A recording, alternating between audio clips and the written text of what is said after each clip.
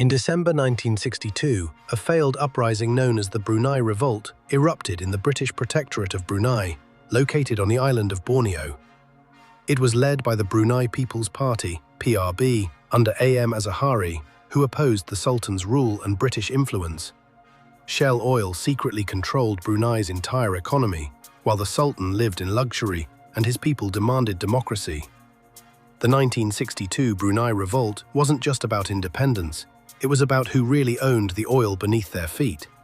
A tiny Southeast Asian nation sitting on massive oil reserves, but British Shell executives making all the financial decisions, while locals couldn't even vote for their own government. The Brunei People's Party won every single seat they were allowed to contest, demanding immediate independence and democratic reforms.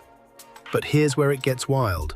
On December 8, 1962, the revolt began with coordinated attacks on police stations, government buildings, and oil facilities, including those operated by Shell Oil, Brunei's key economic asset.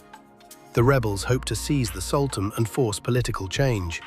But the Sultan had a secret weapon, a direct hotline to British military bases. Within 24 hours, the British quickly deployed troops from nearby bases in Singapore and Malaya. British Gurkha troops parachuted in from Singapore. Shell's oil installations became fortress-like military zones.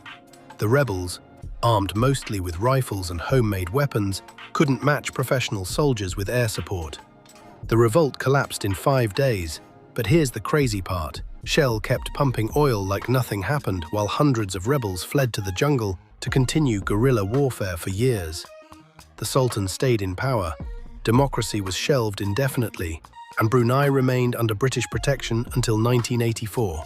Brunei officially became an independent sovereign nation after nearly a century as a British protectorate. The country retained its ruling monarch, Sultan Hassan al-Bolkiah, who became one of the world's longest reigning and richest monarchs, thanks to vast oil and gas reserves.